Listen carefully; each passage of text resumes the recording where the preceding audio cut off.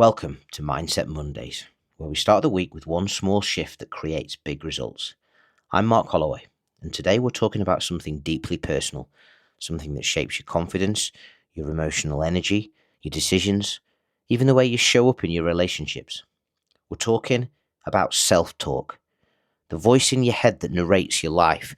And today we're going to detox the parts of that voice that drag you down and upgrade them into something that uplifts you. Here's the thing most people never realize. Your brain hears everything you say about yourself, and it believes you. When your self-talk is harsh, your energy drops, but when it's compassionate, you open space for growth. If your inner voice constantly says, "You're so behind, you always mess things up," or "You're not good enough," your brain takes that as instruction, and it adjusts your emotions and behavior to match. But here's the good news. Self-talk is a habit, not a personality trait, and habits can be changed and rewritten. You can rewire your inner voice, but it's not like flipping a switch.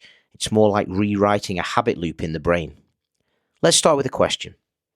Would you speak to someone you love the way you speak to yourself? Most of us wouldn't dare, because the inner critic is harsher, louder, and more dramatic than we'd ever be with another human. And that critic didn't appear out of nowhere. Maybe it learned its tone from a parent who had high expectations, or from a teacher who embarrassed you in the classroom, or from years of comparing yourself to people who seemed more successful, more confident, more together. But here's the reframe. Your inner voice is programmable. It's based on repetition, not truth. So today, we're going to practice something simple and powerful, shifting from criticism to curiosity. Because curiosity doesn't shame you. Curiosity helps you grow. Let me show you how this works. Imagine you made a mistake at work. The old self-talk might say, "I can't believe I did that. I'm such an idiot." But curiosity says, that's interesting. What was I feeling in that moment? What made this harder than I expected? What can I try differently next time?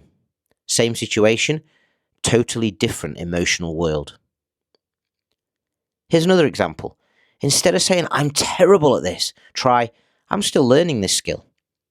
Instead of, "Everything always goes wrong for me," try, "Today is challenging, but challenges don't define me." You're not lying to yourself. You're speaking to yourself the way a good coach would, honestly, compassionately, and with belief. And here's something science backs up. When your self-talk shifts, your behavior follows. You take more risks. You recover faster from setbacks. You stop shrinking yourself in conversations. You start recognizing your wins instead of dismissing them. Self-talk shapes identity.